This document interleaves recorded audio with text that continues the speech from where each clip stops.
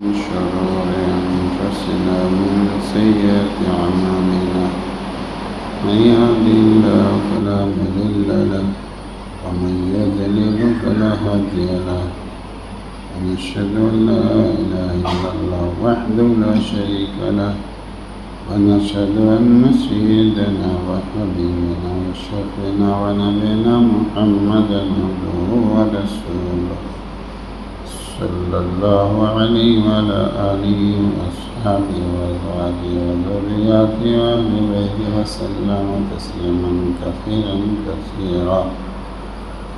أما بعد فأعوذ بالله من الشيطان الرجيم. بسم الله الرحمن الرحيم. ألم تر أنا أرسلنا الشياطين على الكافرين تعزهم عزا فلا تعجل عليهم إنما نعد لهم عدا يوم نحشر المتقين إلى الرحمن وفدا ونسوق المجرمين إلى جهنم وردا لا يملكون الشفاعة إلا من اتخذ عند الرحمن عهدا. صدق الله العظيم.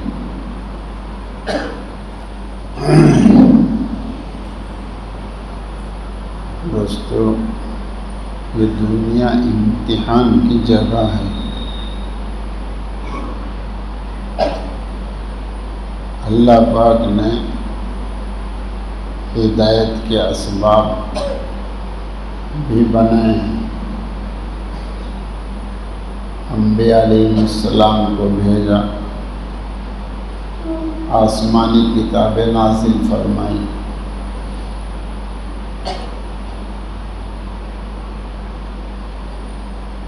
سب سے آخری نبی، سب سے افضل نبی سید الانبیاء صلی اللہ علیہ وسلم،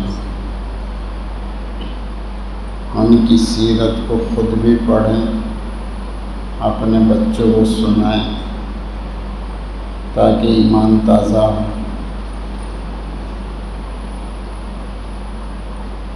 قرآن پاک خود بھی پڑھیں، بچوں کو پڑھائیں. قرآن پاک میں سب کچھ وضاحت کے ساتھ اللہ پاک نے خوب بیان فرما دیا ہے، بتلا دیا ہے جنت والا راستہ کیا ہے، جہنم والا راستہ کیا ہے.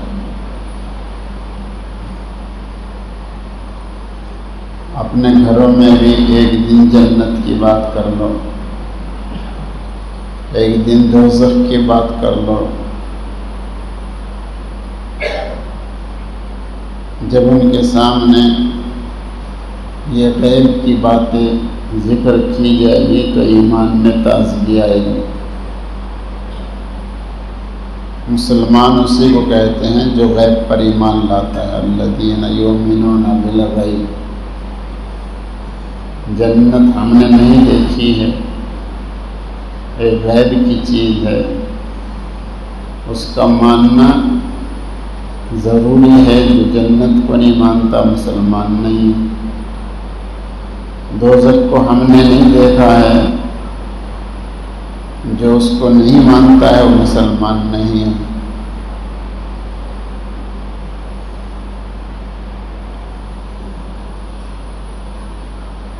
اپنے بچوں کو سمجھایا جائے بھئی دنیا میں جیل خانے ہیں، مجرم کی جہاں کھچائی ہوتی ہے. بھئی دنیا میں مہمان خانے ہوتے ہیں، مہمانوں کا اکرام کیا جاتا ہے. اللہ تعالیٰ کے یہاں جانا ہے تو ایک شکل تو ایک مجرم بن کر جانا، ایک شکل ایک مہمان بن کے جانا. ایسی موٹی موٹی بات بچوں کے سامنے کرے تو ان کا ایمان تازہ ہو. اور ہر ماں باپ کی ذمہ داری ہے، کلکم راع وکلکم مسئول عن رعیتہ.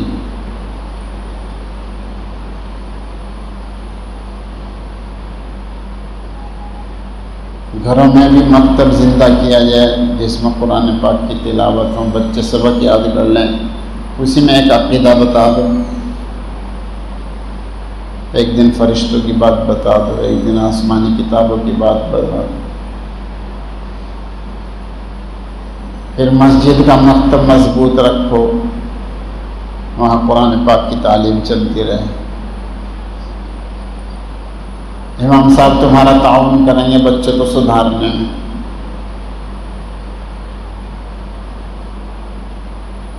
اللہ کا تعارف کرو خوب، یہ زمین اللہ نے بنائی ہے، آسمان اللہ نے بنائی، ایک امتحان کی جگہ ہے، لیبلوکم ایکم احسن عملا، سب کا امتحان ہو رہا ہے، پڑھے لکھے کا بھی، ان پڑھ کا بھی، سب امتحان کی جگہ میں ہیں۔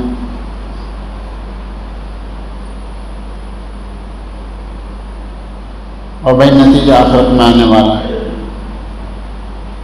اب وہاں کس طرح پاس ہوں گے، کس طرح فیل ہوں گے، وہ روزانہ بتانا۔ دیکھو بھائی اسکولوں میں پاس ہوتے ہیں، فیل ہوتے ہیں، مدرسوں میں امتحان ہوتے ہیں، پاس ہوتے ہیں، فیل ہوتے ہیں۔ جو پاس ہوتا ہے اس کو بھی خوشی ہوتی ہے، گھر والوں کو بھی خوشی ہوتی ہے۔ اسی طرح آخرت میں جس کا امان نامہ دائیں ہاتھ میں آ جائے گا، سمجھو وہ پاس ہو گیا، اس کو بھی خوشی ہوگی، نہ جانے کس کس کو خوشی ہوگی۔ اور خدا نہ خواستہ بائیں ہاتھ میں نامہ اعمال آ گیا تو ناکام ہونے کی علامت ہوگی، اس قدر غم کے پہاڑ ٹوٹیں گے۔ تو یہاں ہدایت کے اسباب بنائے ہیں اللہ پاک نے، یہ مدارس، مساجد، خانقاہ، مراکز، یہ ہدایت کے اسباب بنائے۔ اب کوئی ان میں جائے کہیں نہ دیکھے بھائی، نہ گھر میں کچھ کرتے ہیں، نہ ان اسباب کو اختیار کرتے ہیں، بلکہ ایسی جگہوں میں جاتے ہیں کہ جہاں گمراہی ملتی ہے۔ اب ایک شیطان ہے اور ایک فرشتہ ہے۔ فرشتہ اچھے خیالات ڈالتا ہے، اس کی قدر نہیں کرتے ہیں۔ امتحان کے طور پر اللہ پاک نے شیطان کو بھی ڈھیل دے رکھی ہے،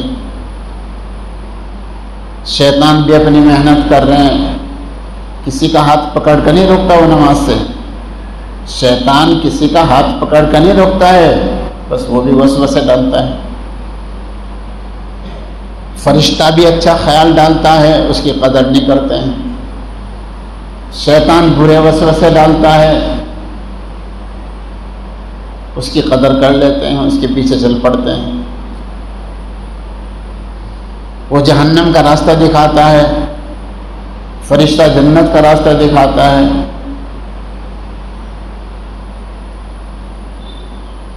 ظاہر میں ماں بھی اچھی بات سمجھاتی ہے، ابا بھی سمجھاتے ہیں، نبی علیہ السلام نے سمجھایا ہے، قرآن پاک مستقل موجود ہے، سنت رسول اللہ صلی اللہ علیہ وسلم مستقل موجود ہے۔ ان سب چیزوں سے ہٹ کر شیطان کے پیچھے چل پڑتے ہیں۔ جو شیطان کی بات مانتا ہے بس پھر شیطان اس کو ابھارتا ہے برائی پر، وہ پورے زور لگاتا ہے، پورے ایڑی چوٹی کے زور لگاتا ہے شیطان، جتنا اس سے ہو سکتا ہے۔ اور شیاطین جس طرح جنوں میں سے اسی طرح انسانوں میں سے، اس لیے کہا جاتا ہے بھائی غلط صحبت مت اختیار کرو۔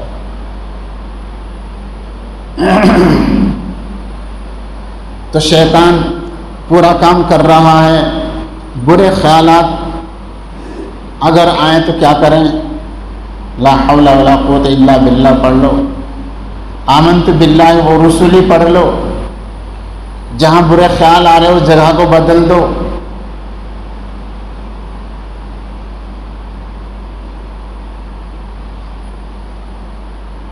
فلا تعجل علیہم انما نعد لهم عدا،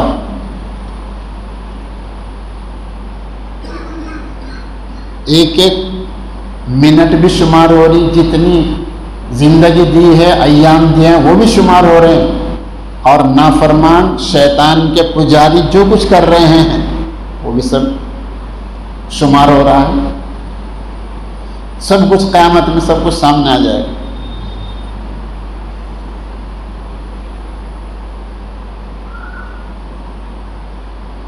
برائیوں کی طرف نہ چلیں، شیطان اور برائی کرتا ہے اور برائی کی طرف ابھارتا ہے، اس کا حوصلہ بڑھتا ہے۔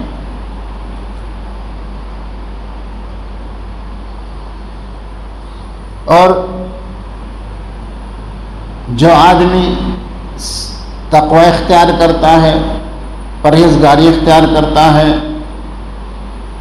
مہمان خانے میں لے جانے کا کیا بہترین انتظام، سبحان اللہ۔ ابن کثیر میں لکھا ہے یوم نحشر المتقین علی الرحمن وفدا، مہمان بنا کر رحمان کے مہمان خانے کی طرف لے جاتے ہیں۔ کس طرح لے جاتے ہیں کہ جب قبر سے سر اٹھائے گا نا مردہ، کون؟ متقی، جس نے شیطان کی بات نہیں مانی، جس نے نبی علیہ السلام کی بات مانی، جس نے قرآن پاک کی بات مانی، بہترین شکل اس کے سامنے آئے گی، بہترین خوبصورت۔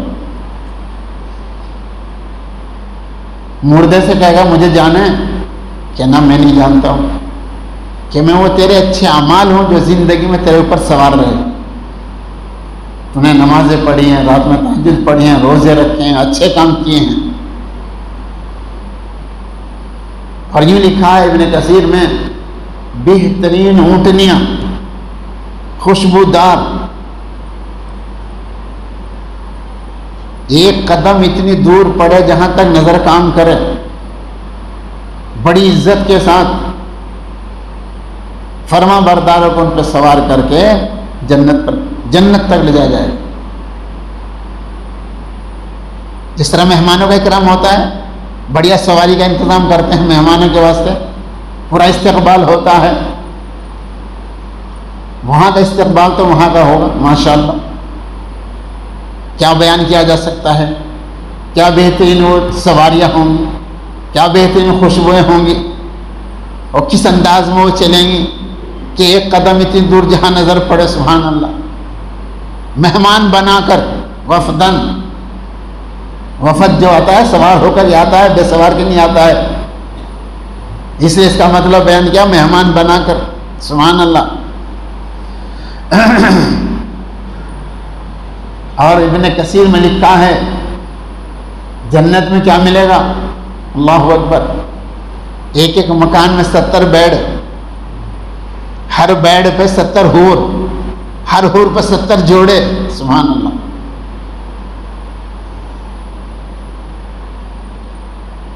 یہ دنیا کی حوروں کو چھوڑ دو تو آخرت کی حوریں تیار ہیں، دنیا کی شرابیں چھوڑ دو، آخرت کی پاک شراب ملے گی، خوشبودار، بغیر نشے والی، بہترین، دماغ پرور، ہر چیز اللہ پاک نے انتظام کیا ہے۔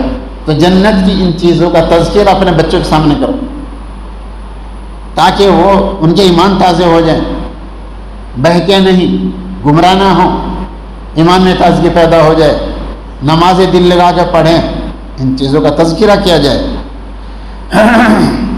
وَنَسُوقُ الْمُجْرِمِينَ إِلَىٰ جَهَنَّمَ وِرْدًا، اور جنہوں نے بات نہیں مانی شیطان کے قبضے میں آ گئے ہیں، مجرموں کا حال کیا ہوگا، ان کو پیاسا ہنکایا جائے گا، جس طرح ڈنگروں کو، جس طرح جانوروں کو، ڈنگروں کو ہنکایا جاتا ہے، گھاٹ پہ لے جاتا ہے پانی پلانے کے لیے، وہاں جہنم کے گھاٹ کی طرف ہنکایا جائے گا، خدا کی پناہ۔